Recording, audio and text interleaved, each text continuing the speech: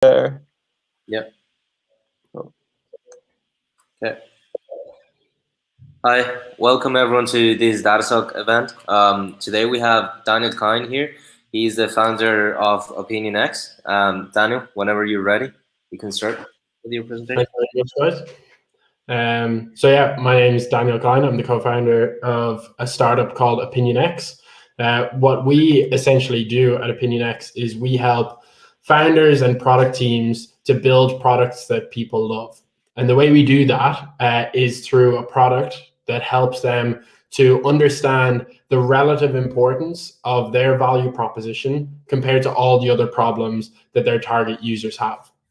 So you can see like a little demonstration of that here on screen. Basically, the way OpinionX works is that you set the sort of topic or question that you're going to ask, which you can see here. And then OpinionX is what we call a dynamic social survey. So what that really means is that participants vote on each other's opinions. So when in comparison to normal surveys on OpinionX, when you give your answer to the question, your answer is actually shown to other participants in the survey. And in that way, it's this dynamic conversation that grows into new areas depending on people's experience and what they share. Then using all of those votes, we kind of take those all into the platform, and it automatically produces a table that tells you how important and how much consensus there is behind each opinion. So that's a little bit abstract right now. So what I'm going to do is walk you through how we came to this whole area, how we went through this process of trying to figure out the problems that our customers have ourselves before we made OpinionX, and then how we ended up using the product on our own company, kind of what we call dog fooding our product. So using it on ourselves to figure out what our own like value proposition meant to the people that we were targeting as users. So I'll start this off by talking a little bit about Startup Weekend. So Startup Weekend is actually how I met the guys behind DataSoc. I got involved in these events, which are like weekend-long hackathons, back when I was 16, when I was in TY, and they're a really great event. It basically brings people from all different backgrounds together, throws them into a room, and they create their own company in 54 hours. And the way that Startup Weekend works is that you're judged across 3 different criteria: validation, execution and design, and business model. And this validation part, from my experience, is always the toughest thing.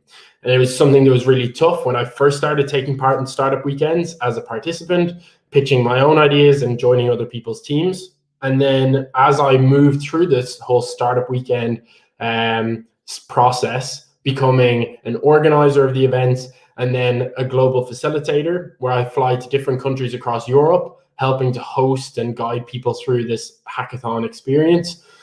Again and again, this validation step is really what tripped people up. And you can see that in stats that kind of represent the startup industry broadly. I mean, like 80% of products or features are rarely or never used. And a huge part of this is because they're built without an understanding of the problem that they're trying to solve for people.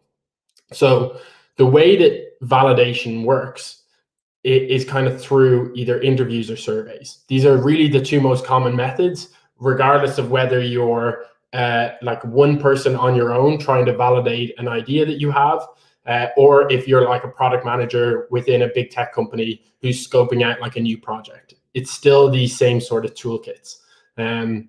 And like on the interview side, there's some really good resources there for newbies like myself when I started this, who really like don't have the expertise to carry out very like by the books and really strong, robust interviews.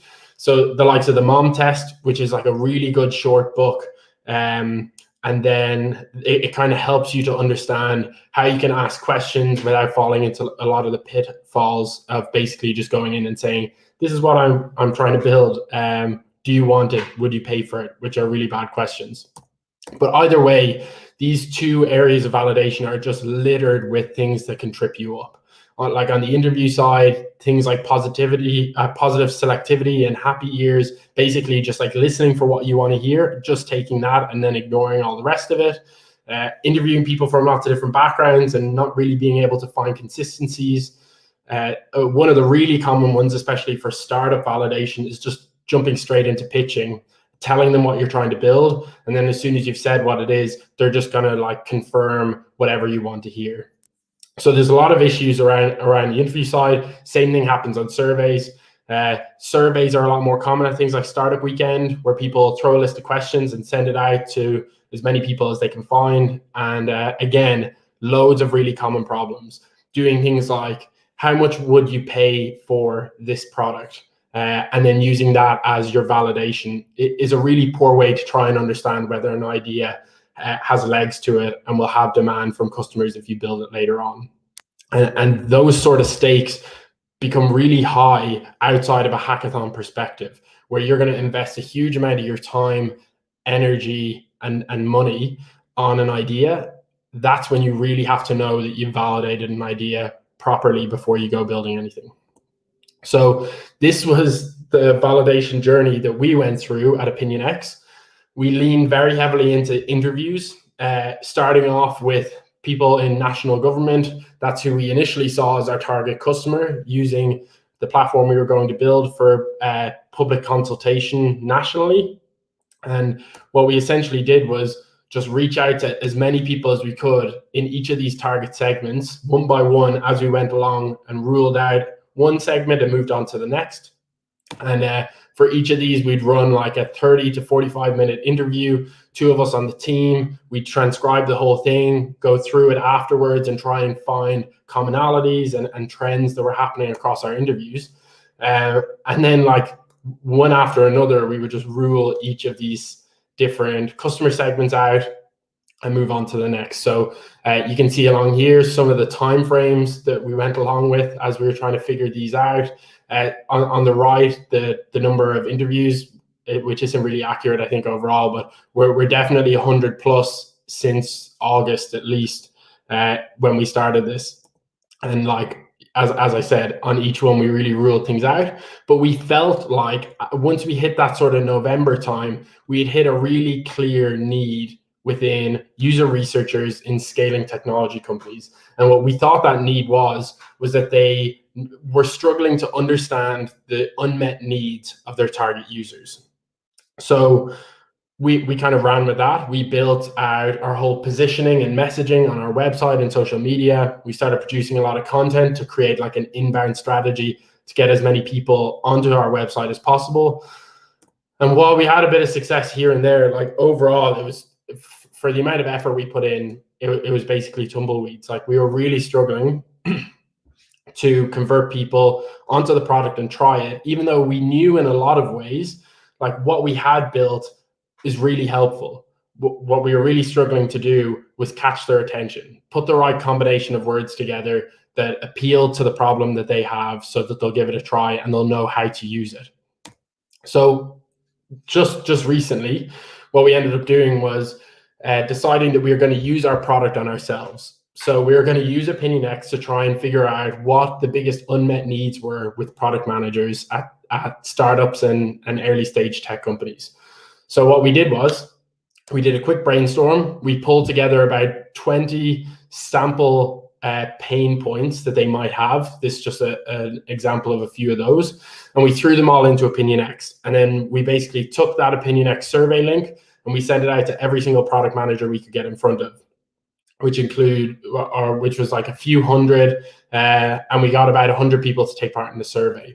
This is what the OpinionX survey actually looks like to take part in.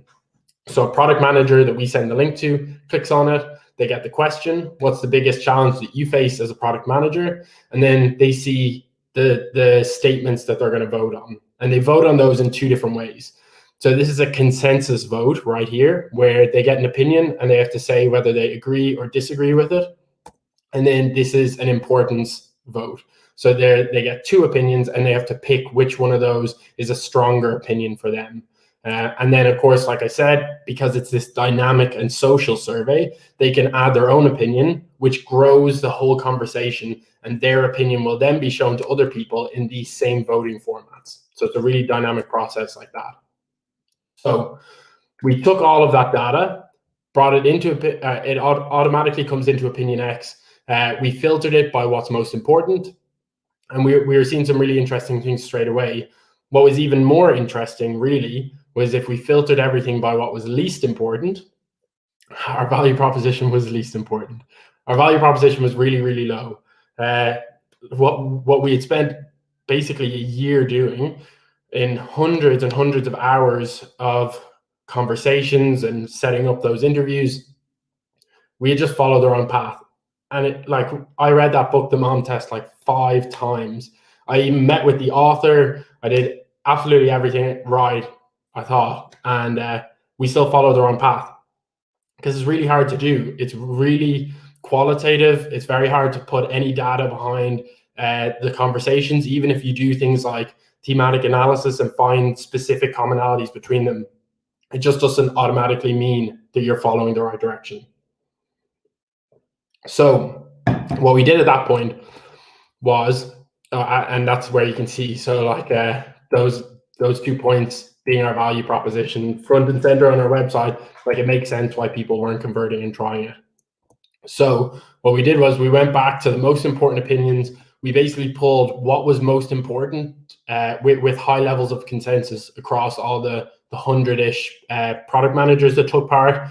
And we basically rewrote our whole website and landing page to reflect like validated needs and priority pain points that our target users have. And like we're still redoing a lot of this messaging, but even in the last few days, we've had more organic traction than like the last month or two. It's an interesting approach. It's definitely quite new, but seeing the value that it offers us, and like we're a startup, just like a lot of these people that we're going to be helping with OpinionX, it's really clear that there's a huge amount of value there, really, in helping you understand the problem that you're trying to solve and aligning yourself with that problem through your messaging and your positioning. That's kind of my quick run through of what OpinionX is, how it works. I've a few points I pulled out here specifically from a data science perspective that might be a little bit more interesting. So, and obviously, like I'm a little bit more on the business side of things. So forgive me if I don't go in depth enough on some of these.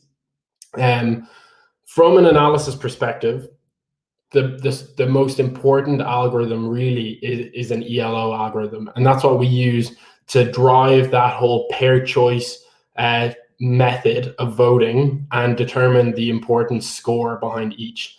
So like Elo algorithms are very well known. They basically power things like chess rankings. At one stage, it powered all of Tinder. Like they're really well known algorithms. What it does is it assigns a score to each statement, and then in those pair choice, the winner and the loser have new scores that reflect the relative difference between those and the outcome of that comparison. So that's an ongoing process that changes every single time there's a comparison and whatever the outcome is of it. The consensus side is a little bit more simple. That's right now that works off of basically a normal ratio calculation between agree and disagree votes. Then we've built our own prioritization algorithm that drives that dynamic voting distribution. So you might have seen on some of the screenshots further back, I can jump to them really quickly, is that when people are taking part on OpinionX, they don't actually vote on every single statement that's in the survey. They just get like a small sample of them. You can see down here. So like the default is that they get 20 votes to cast. And we've seen surveys grow to the point where there's hundreds. I think the biggest one we've had is about 800 or 900 opinions that have been added. So we've built this prioritization algorithm to enable us to get a sample of their view on the total content that's happening in this survey and make sure that we're distributing votes so that we don't end up with any like pockets or gaps happening across the data set. So that's something that we're always going to be working on. But right now, we've basically selected a number of criteria that we use to drive that prioritization algorithm.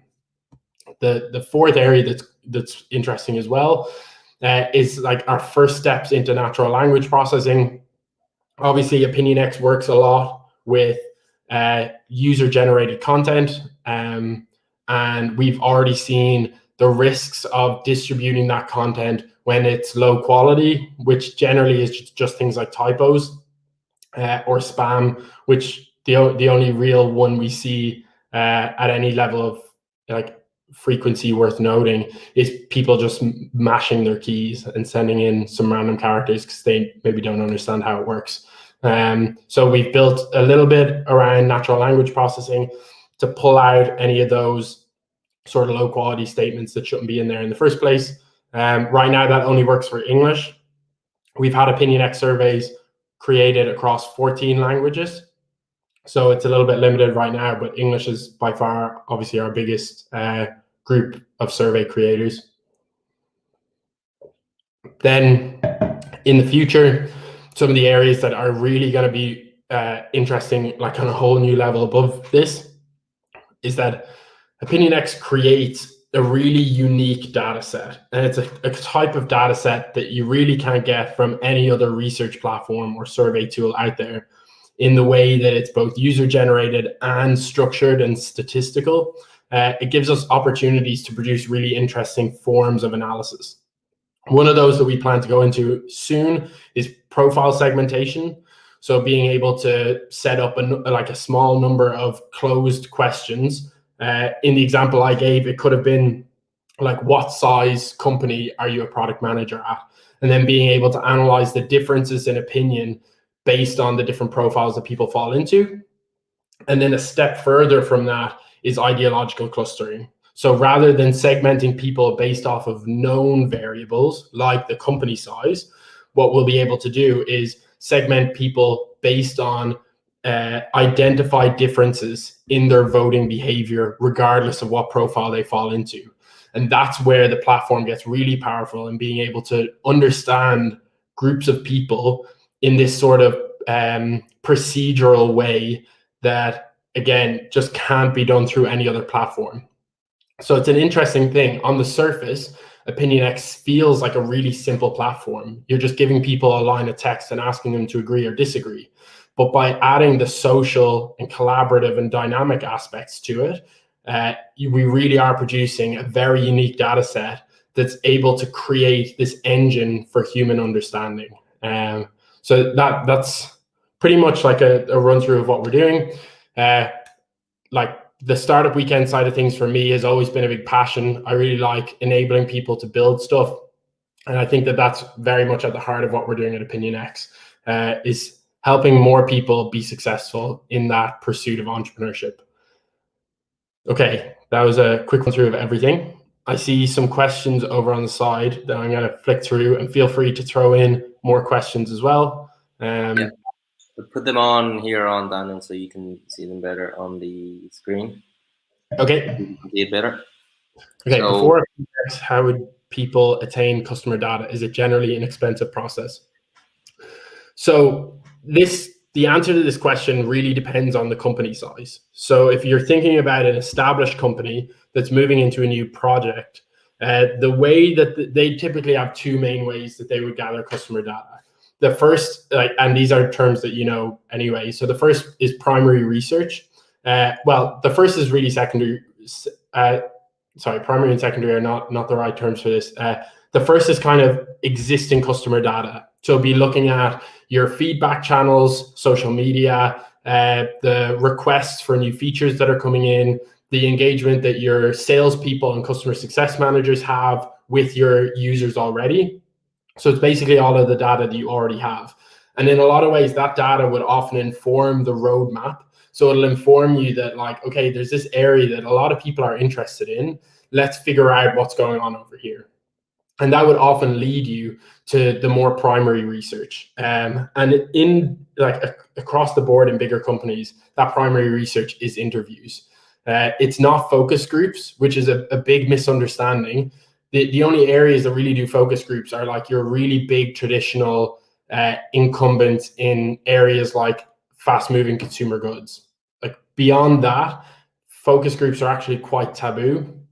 So when you think about the fact that it's user interviews, the process of screening and recruiting interviewees, interviewing about 30 of them, and then doing a whole process of thematic analysis and affinity mapping to understand transcripts at a really large volume, you're talking about a process that goes anywhere from like 6 weeks to months. So because of the time that it takes, it ends up being a really, really expensive process. So what we feel that OpinionX offers in that space is that you can basically use it on day one to figure out what the priorities are. So that rather than going for 30 interviews where you need to start with a super broad scope and qualitatively narrow it down, it enables you to just pull out the top 3 priorities and then dig super deep in a really small number of interviews on areas that you've validated are priorities.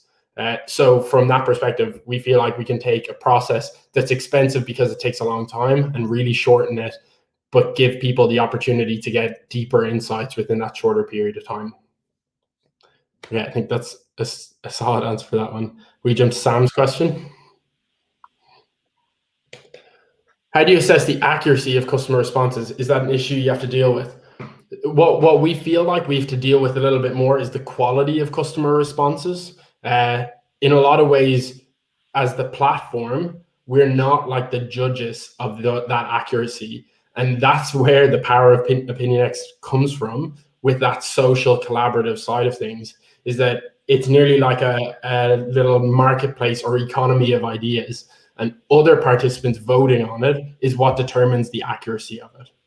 So this is a really big problem in things like social media, where you don't know whether, like, what someone's opinion is, whether that's like a real outlier point of view, whether you're just getting like a small extreme voice. So what the platform does through the voting is it enables you to figure out whether an opinion represents a large group of people or not through the consensus metric. So that's kind of the way that we deal with that. Yeah. So there's another question from Adam here. Yeah. What type of technology do you use or hope to use to analyze your customer data and run OpinionX software? So I touched on a good few of them already. Things like Elo algorithms and natural language processing as 2 of the technologies that we use for analysis. There's a lot of areas that we hope to get into, which are a lot deeper in areas of machine learning. I could probably touch on some of them, but to be honest, in a lot of ways, we really haven't explored whether we're definitely going down any of those routes. But overall, like I said, as I kind of finished off the talk, there's a huge amount of opportunity in analysis because the data set we're producing is so unique. So I think there's just a lot of opportunity in the space, and I'm really excited to dig into it deeper. But right now, we're really just trying to set the groundwork, make sure that we have a solid user experience on the survey side and onboarding side, so that once we do move into those areas, we can apply them to a product that has legs for scale, rather than something that like we're going to really struggle to scale to larger user bases. Perfect. Eva's yeah. How do you filter and responses people submit? So I think maybe this one came in during the talk, so we can probably skip over it based on what was said. Then the last question from Ben. Yeah. Do Irish businesses value their market research and customer information? Would OpinionX need to invest much time informing businesses of the importance of customer opinion and data? This is a really, really good question. And I'll flick to a slide that answers this in a lot of ways. So we obviously started off this process of customer discovery nearly with an assumption that all businesses obviously value customer opinions, because like how else would they grow? And then when we started to go through this whole process of meeting with people who deal with feedback, research, and insights in all these different types of companies, we really started to understand that there's a very different perspective and attitude towards these things depending on which industry you're in, how long you've been in that industry, how old the company is in a lot of ways. So for example, when we first moved to looking at the private sector and we talked to areas like advertising agencies, those guys really don't work a lot with like consumer opinion. A lot of that is secondary research. It's fast. It's a few hours, and it's used to kind of back up a very creative brief. So from their perspective, consumer research is actually not that important. They use consumer research a little bit more to make sure after they've produced something that it's kind of landing well, but it's really not used to inform the direction that they go. Then if you move a little bit further down and you look at like insights, innovation, and brand managers in FMCG, so that's your likes of Procter and Gamble, Unilever, Coca-Cola, like those guys run their businesses in a lot of ways off consumer research. And I knew that anyway, because I'd actually been an innovation lead at Unilever myself for a year. But the attitude towards collecting that in those insights was really surprising. So in a lot of ways, managers on a brand and innovation side of things within big companies like that are really like stakeholder managers. So you work with a lot of agencies and external partners to like coordinate the whole brand. So you're working with an advertising agency, a creative agency, you're working with like external retailers and distribution partners. So for them, insights isn't something they actually collect themselves. So we are going and talking to these people and being like, we can help you do what you're spending like tens of thousands with market research agencies. And you can literally do it yourself. You don't even need to be trained in this stuff. It's so easy. And they wanted absolutely nothing to do with it. They didn't want to hear it. They just didn't want to know anything about it. So even when a company does value it, they're understanding how they deal with it and interact with the whatever use case you're looking at in practice is actually a way different thing, just towards the kind of higher level perspective on that industry. And then one other example that's interesting, a little bit from the research agencies. So market research agencies, absolutely everything they do is about customer data. But what we learned in a bit of a tough way was that people come into that research like industry from one of two sides. They either become a qualitative specialist or a quantitative specialist. With a platform like OpinionX, which is really both, like we're collecting unstructured opinions, which is very qualitative, but the voting and analysis is very quantitative. When we went into those agencies, the qualitative person was like, this is not for me. That's the quantitative person's. And then when we went to the quantitative person, they said the exact same thing back. So understanding a little bit around the legacy of those companies, the path that someone has ended up in that position as well, are like those sort of things are really important to understand your route to market. Because again, we had a product that could really help those people, but if we could never get past the barrier, we're never going to get in. And I think those examples kind of answer your second point. Like, would OpinionX need to invest much time in informing businesses of the importance of customer opinion and data? Like, we literally just can't. Education in like a market perspective is one of the most expensive things you can do overall. So if we're trying to educate people on the importance of a problem area, we're probably just going to run out of time, energy, and money before we've really built a foothold that will enable us to grow.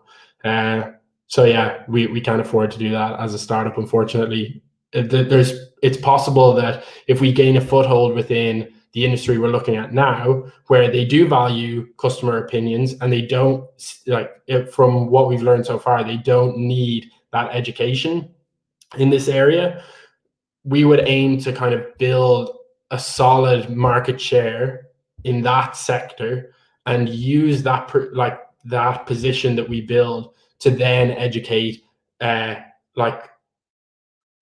secondary market opportunities that we'd be able to expand into, like some of the ones that I just talked about there. So that's a very long-winded answer, but I hope it answers the question. I think we've run through all the ones there. We're on the half-hour mark. If anyone else has one last question they want to throw in, feel free to do that now.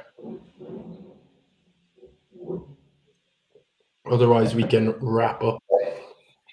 Well, I think if there's no more questions, just thank you very much, Daniel, for coming on and talking to us about OpinionX. Very interesting stuff what you guys are doing. So if there are no more questions, we'll wrap it up here. That's okay with you? I'd say for any of you guys listening, the platform's free to use. So like, feel free to just jump on it and play around with it. We've had people use it for all sorts of mad stuff. On the serious side, for like building startups and new products, but on a more fun side for like college projects and people planning office Christmas parties. So literally whatever it is across the board, just jump in and play around with it. It's the easiest way to really understand what we're working on. That's great. Thank you very much, Daniel. Thanks, guys.